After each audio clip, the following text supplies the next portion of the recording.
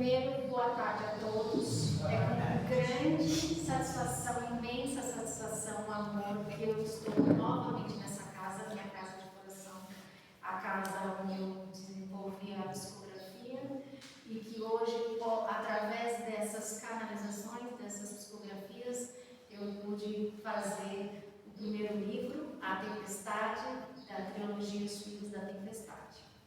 Vou me apresentar, eu sou Bárbara Borazari, sou terapeuta sistêmica, fundadora da Associação Filantrópica Os Filhos da Tempestade, que trabalha com a prevenção do suicídio e a inserção social em Portugal, e agora também estamos fundando aqui, no município de Alumínio. Eu estou muito feliz com esse primeiro livro. Esse livro ele fala de uma expansão consciencial que vai da tempestade ao resplandecer, Fala do florescer humano, Fala de como que saímos da dor e transformamos ela no amor. E ele ensina uma grande lição a nós, Que o amor está no nosso espírito, que nós carregamos a centelha divina em nós, Deus está em nós. E o amor começa na gente, Então, quando a gente entende que o amor começa na gente, é muito mais fácil parar, entender, não julgar, Porque a gente entende. Por que eu estou esperando do outro? Tem que começar em mim primeiro, Então, eu tenho que ser esse agente de amor. Eu tenho que ser esse agente de transformação, É difícil às vezes? Mas, para não fugir do tema, que eu tenho tempo, então eu vou trazer um pouquinho um novo olhar para os nossos jovens à tempestade. Por que a gente vai falar de jovens? Porque hoje nós sabemos que a taxa de suicídio, ela sobe cada vez mais entre os jovens de 15 a 29 anos de idade. E esse tema, isso é dados da OMS, Organização Mundial da Saúde, e esse tema, o suicídio, é tabu na nossa sociedade, É um grande tabu, não se fala e não se pode falar, e as pessoas acham que falar disso é pesado, só que enquanto a gente não olha para isso, a cada ano que passa, aumenta os casos. Por quê? Está faltando a gente ter consciência de olhar para esse lugar e trabalhar esses jovens, trazer esses jovens para nós, trazer esses jovens para a espiritualidade, para a religião, Por quê? Porque hoje os jovens estão muito mais difíceis de trabalhar do que era, porque eles têm muita informação hoje, Então não é como foi com a gente.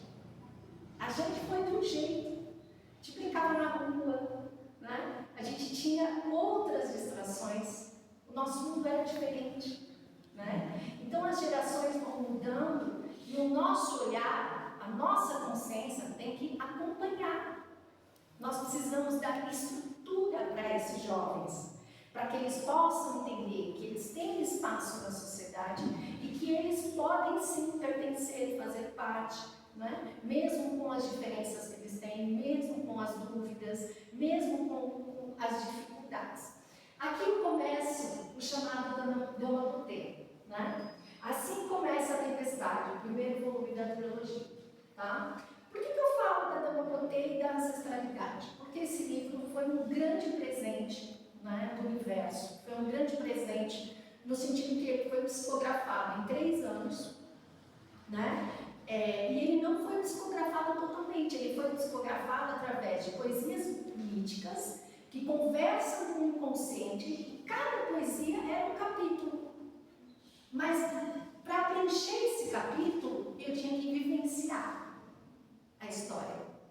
Então, para ser bem, o livro chama Tempestade, é claro que eu vivi a maior tempestade da minha vida escrevendo esse livro, E só atravessando essa tempestade que eu pude entender esse lugar, Porque uma das orientadoras pedagógicas desse livro é Santa Teresa de Ávila, que é a doutora da igreja. Ela tem livros conscienciais, Ela foi fundadora das descalço. E ela acreditava que o cristianismo precisava retornar às suas raízes, porque ele estava muito conturbado, né? Com a igreja, com aquele ouro, com aquela ostentação toda, né? Então ela fala, vamos voltar às raízes, do pé descalço, né? Servir Jesus, olhar para nós, né? E aí ela tem os livros, Castelo Interior, né? Tem vários livros maravilhosos. Só que quando eu comecei a desbravar esse livro, tinha entre todas as psicografias, uma psicografia que eu não entendi o que era, que chamava Dama Potê. 1794, teve seu quinhão de glória na história, papapá, Paris, época da Revolução. E eu, quando fui montando os capítulos, falei, quem é Dama Potê? Quem é Dama Potê? O que ela tem a ver com essas poesias míticas, que eram caminhos que eu senti, caminhos que me orientavam na minha tempestade? E conforme eu fui vivendo a minha tempestade, foi se desdobrando essa persona de vida passada minha, que era a Dama Potê, que fui eu que vivenciei em 1794. Quando eu terminei o livro, veio toda a história na minha consciência. Então foi padrões, foram partes da história, né? E como é uma trilogia, eu só pus no primeiro uma pequena parte, né? Então, por que é interessante a Dama Potê? Dama Potê é a força ancestral feminina que sopra, né? O verbo da alma e diz, vai. Porque você ser uma imigrante num país como Portugal, né? E você chegar, ser espírita, fundar um centro espírita, fundar uma associação filantrópica que trabalha na prevenção do suicídio, não é fácil. Você tem que ser uma pessoa que tem muita força, muita convicção e muita fé, né? E como eu não sou perfeita, muitas vezes me faltou essa força, né? Então, essa persona da vida passada, ela vem com essa força arrasadora para iniciar essa obra, né? E o interessante é que ela tem esses versos, né? A alma não morre, né? O corpo não sangra, acho que está no primeiro aqui.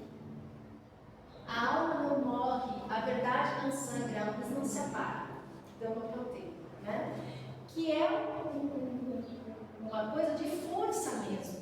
Por quê? Porque Dama Potê foi uma mulher que ficou cega aos 13 anos, uma menina com 3 anos de idade ficou cega e se tornou uma pianista, né?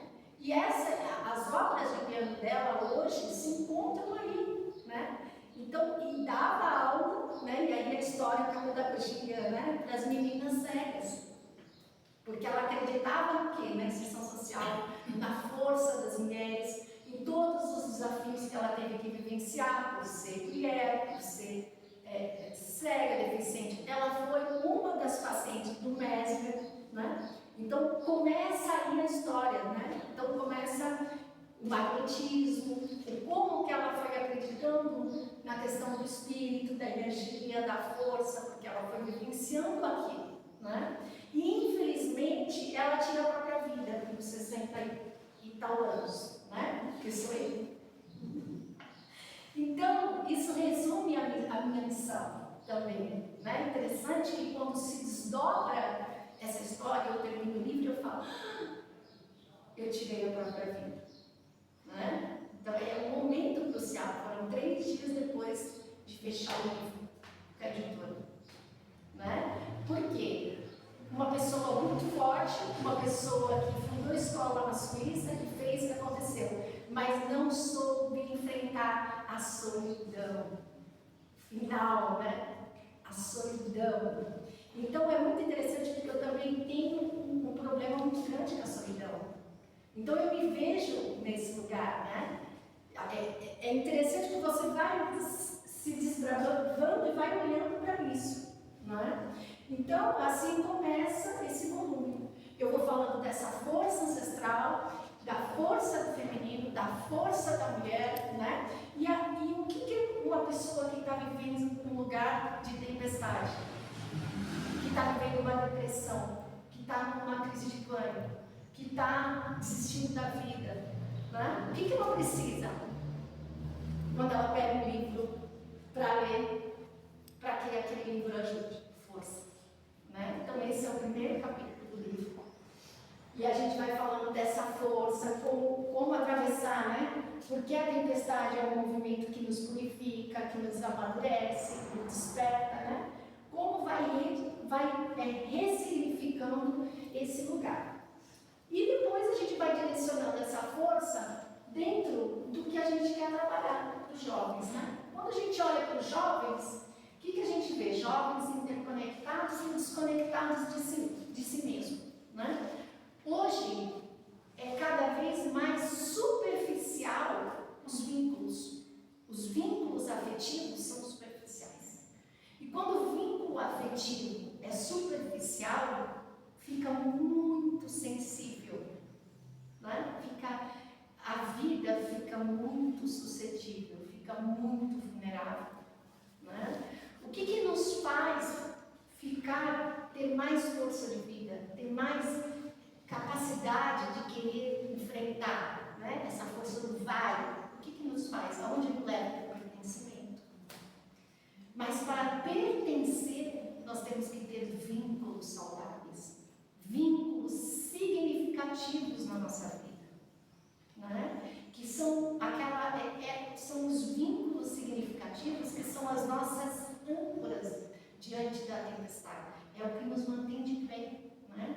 Então hoje a gente vê jovens superconectados, desconectados de si, famílias extremamente ocupadas e ausentes, jovens em busca de validação externa o tempo todo, que são as redes sociais, né? Eu preciso, como é que eu sei o meu valor hoje? Como é que os jovens hoje sabem do seu valor? Né? Através das redes sociais. Infelizmente. Né? Quantas curtidas ele recebeu? Quem visualizou o que ele postou, deixou de visualizar? Né? Quem comentou o que? Os jovens hoje têm um Instagram para eles, um Instagram para os pais, um Instagram para os amigos da escola, eles têm diversos Instagrams. Os pais hoje olham o Instagram, mas na verdade não estão olhando aquilo, né? E como que eu fui perceber esse lugar? Trabalhando com jovens. Trabalhando com eles eu fui percebendo, porque você perceber qual é o campo de atuação que você vai ter que entrar para formatar esse vínculo. Como é que você vai salvar um jovem que quer tirar a vida? Se ele não tem um vínculo significativo que dê para ele uma perspectiva de vida, nós vamos construir. Né? Mas para construir isso, você tem que quebrar barreiras. E quais são as barreiras que a gente tem que quebrar? As nossas crenças limitantes. Essa é a maior. Né? O que a gente acredita que é certo para a gente e a gente projeta no outro, porque isso vira julgamento. O que a gente acredita que é certo para a gente, projeta no outro, é julgamento. Porque você não sabe o que o outro está vivenciando. Você não sabe a vida, a casa, o meio, a escola. Você não sabe o que ele passa entre quatro paredes. Você não sabe se ele sofreu uma situação de abuso. Eu atendo pessoas e eu vejo pessoas que descobrem na adolescência que sofreram situação de abuso bebê ainda. Não é? Então, os vínculos, eles ficam muito suscetíveis, os traumas também, as feridas emocionais ficam ali. Então, para surtar a qualquer momento é muito fácil. Então, a gente tem que ter um olhar muito mais apaziguador, um olhar muito mais de empatia, de acolhimento, porque se você não tiver esse campo de amorosidade, como é que você vai dar o espaço que ele precisa para se abrir? Que é o primeiro passo. Porque se você chega numa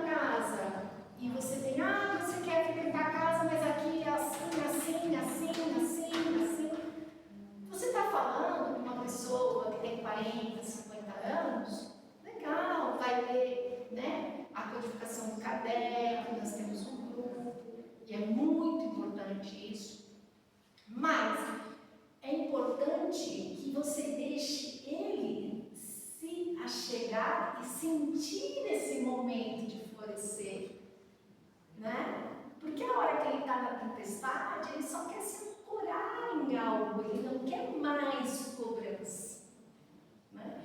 Então, que a gente possa ser esse ancoramento, esse vínculo saudável, esse lugar de amorosidade, de empatia, de acolhimento, para que ele se sinta seguro, né?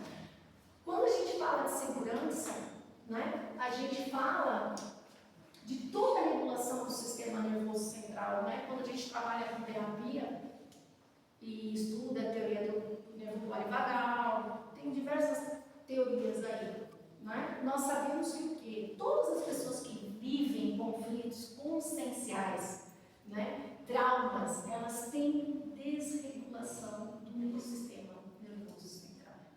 Então, o que acalma essas pessoas? O que acolhe? Segurança. Elas querem se sentirem acolhidas e seguras. É difícil, mas parece ser simples, não é? Mas quais são as nossas crenças? Porque isso é você olhar para a alma da pessoa, né? Agora, quando você está olhando, não, mas aqui na casa, quando chega, tem que ser assim, tem que ser assado, tem que...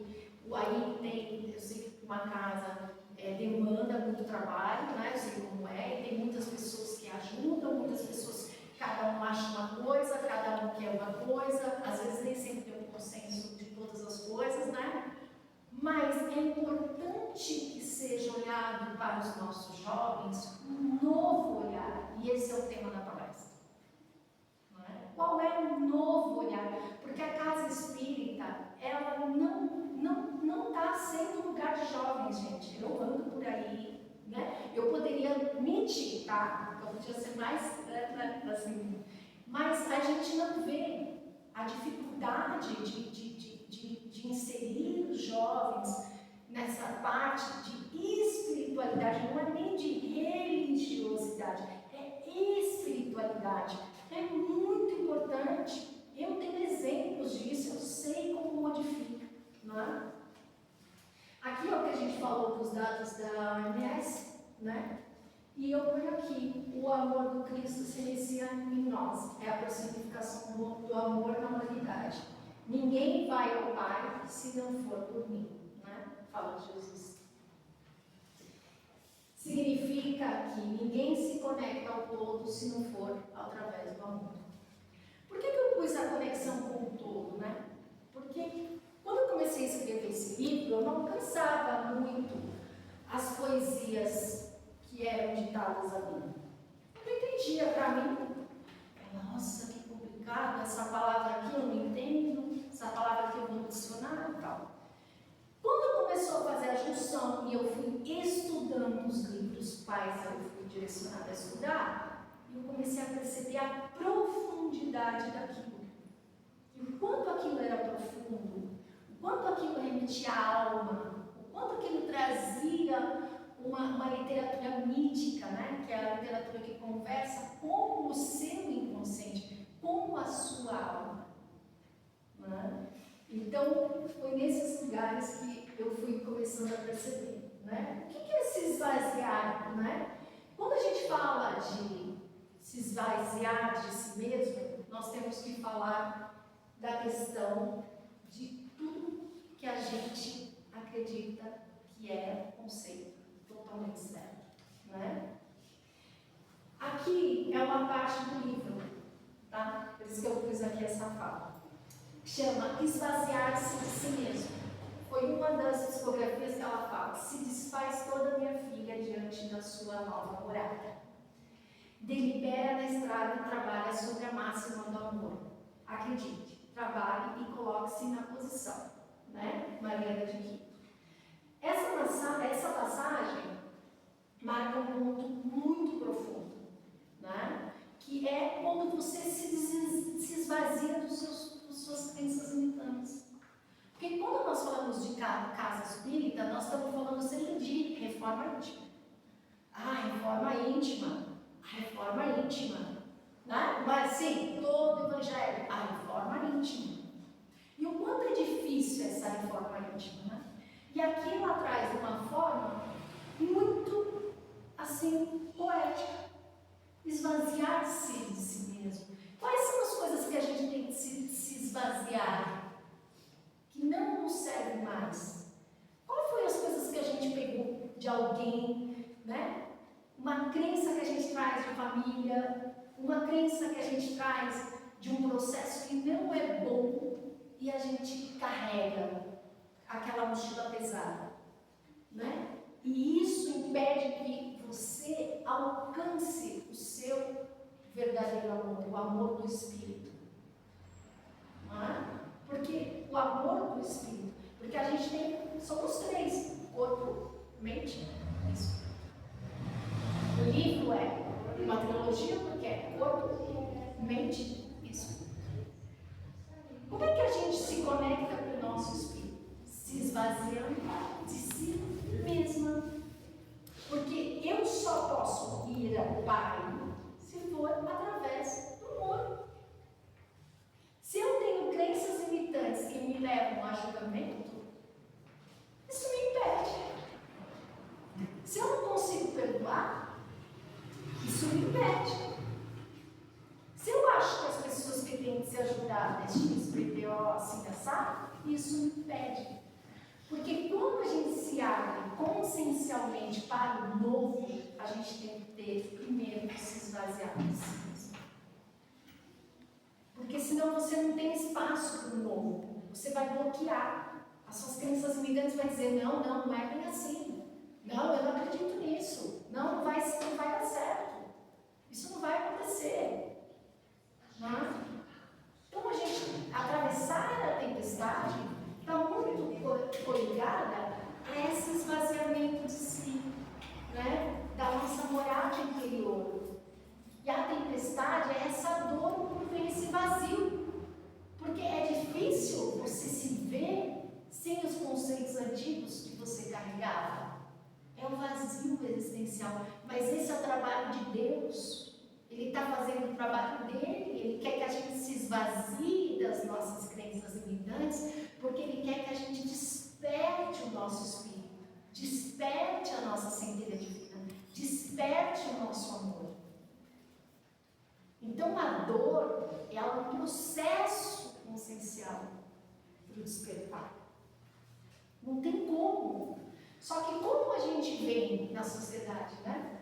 Como é que a gente vem? A gente é uma sociedade que ninguém quer sofrer mais. É antidepressivo, é Ritalina, é pipipi, é pipipó. As pessoas se entopem de remédio. Às vezes eu atendo pessoas, não atendo contra os remédios. Eu fiz uso mesmo da minha tempestade, eu precisei, no tempo que eu precisei, eu fiz e acabou, não tem problema, foi bom para mim. Mas chegou um dia que eu falei, não, isso agora já é uma bengala, não preciso dessa bengalinha mais. Obrigado, né? Vou andar um pouquinho mancando por um tempo, depois eu vou andar normal. Né? Então, agora você atende pessoas, eu tenho adolescentes que não conseguem nem levantar a cabeça para falar comigo por causa do medicamento. Como é que você vai tratar um jovem assim? Ele não consegue nem pensar. Quem me dera fazer um despertar consciencial. Né? Então nós tivemos que começar a fazer relatório com a psiquiatra, né? Falando para elas, pelo amor de Deus, você precisa ver o que faz, porque não adianta fazer trabalho de sistêmico com esse adolescente. Ele não tem força nem para pensar, ele não levanta nem a cabeça, ele não quer sair da cama, ele não consegue comer porque os remédios detonam o estômago. Né? Então, assim, às vezes a gente vê coisas que a gente fala assim, poxa, mas será que a médica não sabe disso? Né? E como seria o processo? Não é um julgamento, mas é uma questão de olhar e falar assim, às vezes você fala assim, gente, mas já está 3 anos tomando esse remédio, aumentando a dose. Não parou para ver o que está acontecendo, né? Não parou para analisar. Né? E esse adolescente vai se debilitando cada vez mais, ele vai sentindo cada vez menos vontade de viver, porque a vida se torna cada vez mais pesada. Né? Então, eu acompanho processos e vejo que são processos e processos. E essa parte do medicamento eu vejo que é realmente muito difícil.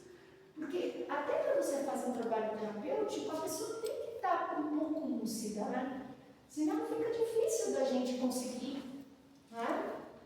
Aqui é as orientadoras espirituais do livro e a nossa mentora, né, da Associação Filantrópica Instituto da Tempestade, que é Mariana de Jesus Torres, né? E Santa Teresa de Ávila. Mariana de Jesus Torres viveu em Quito, né, foi fundadora de um seminário franciscano na época de 1500, acho que 1563, se não me engano, preciso decorar essa data. E ela tem um corpo incorruptível hoje lá em visitação, como Ávila também, em Espanha, na cidade de Ávila. E ela tinha fenômenos, vivenciou fenômenos muito interessantes. Ela tinha processos de morte, onde ela era dada como morta e depois voltava 3, 4 dias. E quando ela voltava, ela falava exatamente sobre a era obscura da humanidade, que é agora. E o quanto ela ia ser efetiva nesses trabalhos, né, no processo de regeneração do nosso planeta. Não é? Então é muito interessante. Ela tem um manuscrito com mais de 600 páginas na internet que fala da vida dela, de todos os fenômenos, de tudo, né? E é muito interessante porque eu trabalhei 3 anos com ela, psicografando sem saber quem ela era, né? Então, ela se revelou momentos antes da minha tempestade, né? Sábia. e logo depois, a Ávila, né? Doutora da igreja, fundadora das Carmelitas. Então, assim, essas duas almas, né, protetoras, amigas, né, a gente vê que elas estão nos trabalhos conosco, né, orientando, né, tanto nos trabalhos de desobsessão, né, em questão do suicídio, que tem muito trabalho em relação à desobsessão, e a gente vê que só o olhar amoroso delas já transforma, né? Tem e eu vivenciei isso, até tive aqui, antes de entrar nessa parte, eu tive aqui, diante da minha tempestade, no início do ano. Não, foi ano passado ainda, foi antes do Natal. E uma amiga me ligou e falou assim: olha, eu estou com um livro aqui, ele tem 14, 15 anos, só lê livro do serial killer, trancado no quarto, e falou para a mãe que ele vai fazer tudo que ele tem que fazer, né, dos livros que ele lê, e com 18 ele vai tirar a própria vida, né? E a mãe está desesperada. Eu falei: traz esse menino aqui para mim, né? Eu estava na fazenda lá dos meus pais, onde a gente faz o seminário e tal, e foi muito interessante porque eu estava na minha tempestade também. Inclusive, nesse dia eu estava muito mal, eu estava com febre, não queria ver ninguém. E foi muito interessante que quando ele chegou, eu não falei nada. Mas a nossa alma se reconheceu. E a gente se abraçou e um falou para o outro: eu vejo muita luz em você. E eu tinha vindo aqui um dia antes e peguei o livro dos Espíritos. Falei, aí eu lembrei, dei o livro dos Espíritos para ele e falei para ele assim: você gosta de ler sobre morte e assassinato? Então leia esse livro, que vai te responder todas as suas perguntas. E isso passou um ano. Esse menino começou a entrar na minha rede social. Aí eu falo a importância, quando se trabalha com jovens, a importância das redes sociais. Né? Então já vai entrando aí nessas coisas que a gente tem que se adaptar, gente. A gente tem que se adaptar. Né? E comecei a conversar com ele através das redes sociais. E é muito interessante porque eu encontrei esse menino aqui, logo que eu cheguei agora, no lançamento do livro da cidade, ele é de São Roque. E ele veio, me deu um abraço. Eu quero muito o seu livro, porque desde que a gente se encontrou, a minha vida se transformou. A mãe dele levava ele e falou, ele hoje é outra pessoa. Ele falou, aquele livro que você me deu respondeu todas as minhas dúvidas. Gente, o que eu fiz? Né? Então, o que isso mostra? Que todos nós somos uma semente de esperança. Que todos nós podemos mudar vidas. Que todos nós podemos o tempo todo estar fazendo algo por alguém. E não precisa ser isso, aquilo outro. Né? Por quê? Basta você ter o amor, e aí eu entendi a força do Espírito nesse dia, tá? Eu entendi a força do Espírito. Eu falei, não fui eu, porque a minha mente e o meu corpo estavam doentes nesse dia. Meu corpo estava com febre, a minha mente estava com depressão. O que melhorou esse rapaz? Meu Espírito. A força do meu Espírito. E aí veio a poder, vai e tal, e eu comecei e saí da tempestade. Eu saí da minha, ele saiu da dele. Né? Então é engraçado como a espiritualidade atua nas nossas vidas. Né? A gente é que tem que estar atento para esses movimentos. Mas o mais interessante foi entender a força do Espírito. O quanto o nosso Espírito tem força. Não é? E será que a gente consegue conectar o nosso Espírito? Será que a gente não está preso nas nossas crenças limitantes que está no cérebro límbico? Não é? Como é que a gente consegue conectar a força do Espírito? Nós temos esse processo, né? O reptiliano, o límbico e o neocórtex. O neocórtex é a expansão do consciencial, não é? É o que faz você sair daquele processo de olhar de fora. É o não julgar. É o não deixar que as suas crenças limitantes te prendam num processo de medo, fuga e inércia. Não é? Então, quando você vai para esse lugar, por que eu trouxe esse lugar aqui no reptiliano? Porque o reptiliano é o mais antigo, ele reage para proteger o cérebro, fuga, ataque, medo, sobrevivência, quando vivemos num alerta constante que domina. Joana de Ângeles fala muito nos livros dela, em relação, quem falava muito sobre isso também era o Divaldo, né? Por que a gente quer viver só no instinto animal? O Divaldo tinha uma fala mais, né? Por que a gente quer ter só um instinto animal? Né? A gente é muito além disso. A gente não foi feito só para comer, beber e dormir. Né? E fazer outros. Nós somos muito mais que isso. Né? Então, quando a gente sai desse muito mais, nós começamos a vir para cá, para o límbico, né? Centro de emoções, vínculos afetivos, memórias, né? Nele mora o amor, a compaixão e também as crenças limitantes herdadas. Então, quer dizer, se você tem emoção, mas as suas emoções se ligam às suas crenças limitantes, como é que você vai fazer? Como é que é seu amor? Ah, eu amo aquele porque ele é assim, ele vem daquela cidade, ou porque ele anda daquele jeito, aquele eu já não amo, porque aquele já vem daquela cidade que eu não gosto, daquele centro que eu não frequento, é amigo da pessoa que eu não gosto. Como é que está? Vocês conseguem entender as crenças limitantes? Eu digo, porque não quer dizer que as emoções e o amor não estão ali, né? Só que a gente vive num looping aqui. Não é? Se a gente não expande, a gente vive num looping. A gente não consegue vir para cá.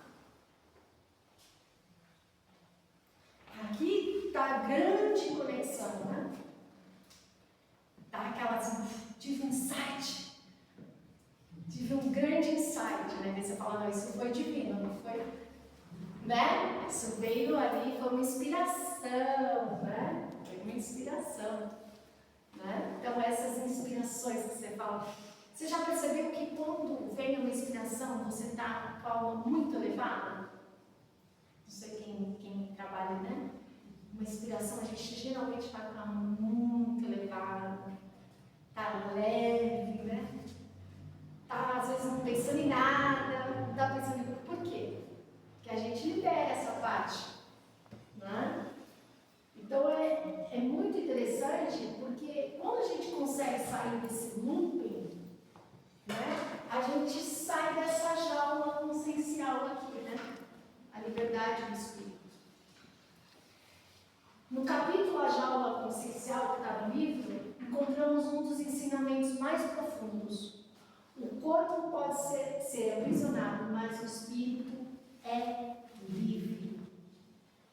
Não é? Jesus foi morto na cruz, mas viveu no espírito. Joana de Ângeles foi queimada e viu seu filho morrer em chamas, mas viveu no espírito, porque sabiam que se rendessem à consciência dos homens, negando a verdade, que era negar quem que eles queriam que eles negassem. Né? Quantos cristãos morreram queimados e não renunciaram ao Pai? Porque eles já tinham tido contato com Jesus, eles sabiam da expansão consciencial. Eles sabiam que aquilo era a liberdade. Se rendessem às consciências dos homens, negando a verdade, viveram na carne, e mais morreriam no espírito. Né? Então, se eles negassem, o que ia ser dessas pessoas? Consciencialmente. Será que eles estariam livres ou estariam presos? É bem... Né? Quando ela traz essa psicografia, é muito profundo isso que ele dá no livro. Porque ela fala exatamente sobre esse looping, né? Esse looping da inconsciência. Ela fala exatamente disso. Né? Então, quer dizer, qual é a liberdade de espírito? É a liberdade de espírito que está aí. Quando eu sei que eu sou parte do todo, eu sei que eu sou pedaço de Deus. Eu sei que eu sou uma centelha do Pai. Eu sei. E quando eu me conecto com essa força, eu me liberto. Eu consigo expandir a minha consciência.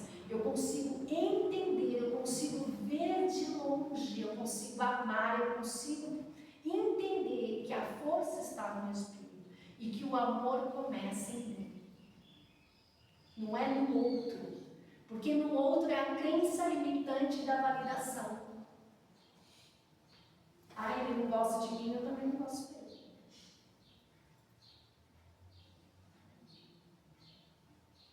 Aonde vai o nosso amor? Né?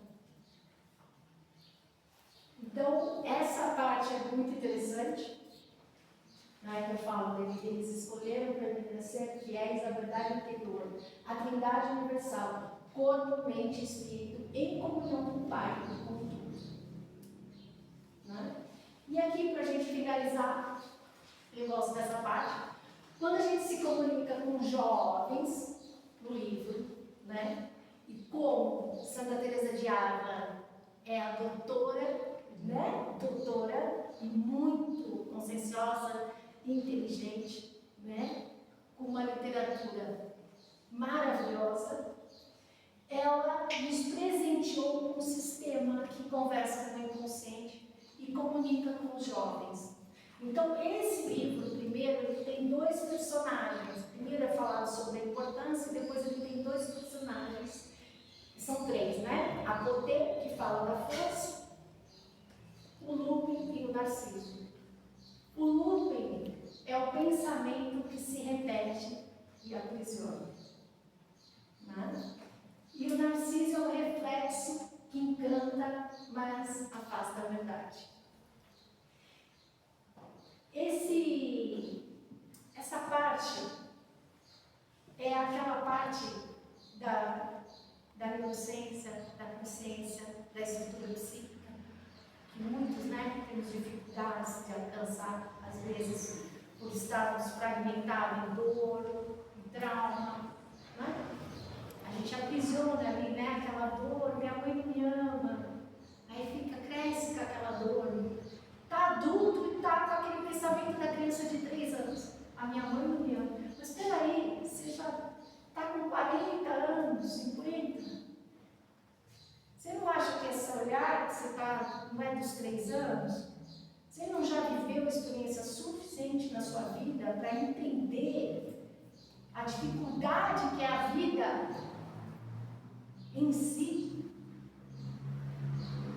Não cabe a gente dizer se amanhã ama. Cada um ama como consegue, como cansa. Né? Então, você vai trabalhando, né, questões no livro, trazendo questões com historinhas para comunicar com o jovem. Porque é a única forma, né? E fica uma literatura gostosa. E no segundo livro eu trago mais personagens, né? O Lupin, que é os pensamentos repetitivos, minha mãe não me ama, minha mãe não me ama, minha mãe não me ama, minha mãe não me ama, 15 anos, 20 anos, minha mãe não me ama, 25 anos, minha mãe não me ama.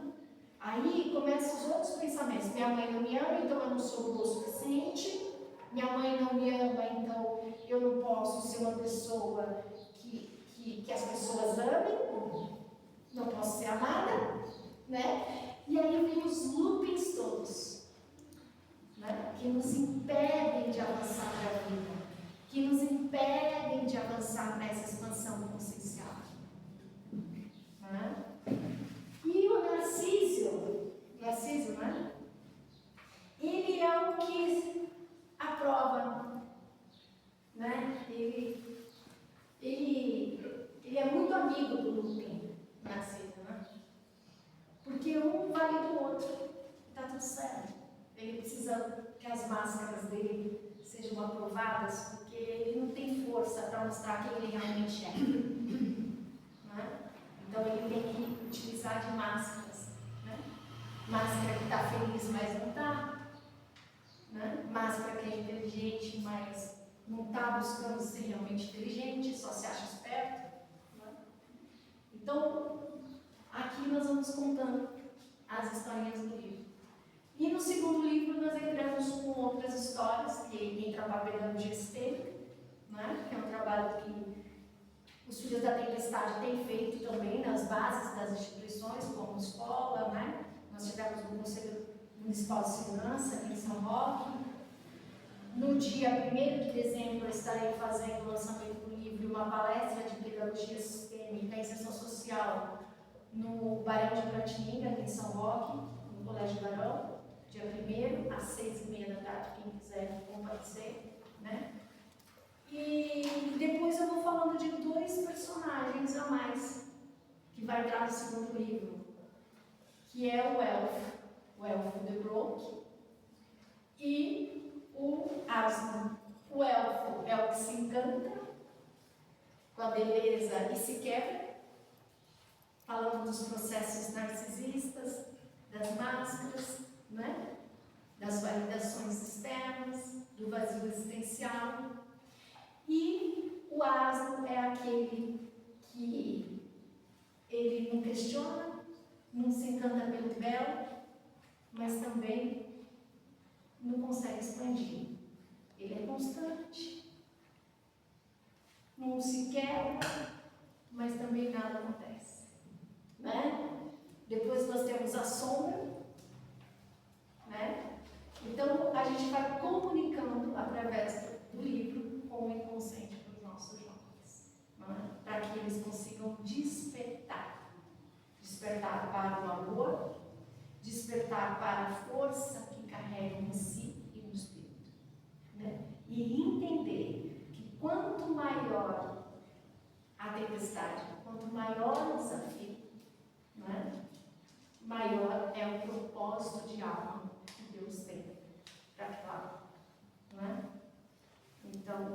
isso. Acho que eu já estou, né? Não sei nem o tempo que eu, né? É linda a liberdade da alma que, complacente, caminha com a força que antes dormia. Agora compreende, agora acolhe. Tudo vê, tudo sente. Agora eu vejo, eu e o Pai somos um só. Vem serena, pequena, flores lhe dizem, seja feliz.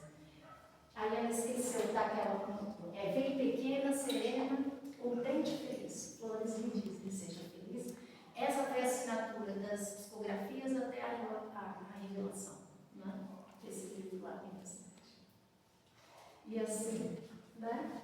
Termino um pouquinho, né? Espero que vocês tenham gostado, espero que eu tenha conseguido, né? E sou muito grata, porque eu falo, a primeira palestra que eu falo é exatamente do livro, é na casa onde eu desenvolvi a psicografia, é na casa onde eu fui orientada, e eu era orientada por freiras em Portugal, é na casa onde o médium, quando eu estive aqui, viu as freiras e me comunicou, que eu já tinha suspeito. Então essa casa tem muita história, né? Na minha vida ela faz parte da minha história.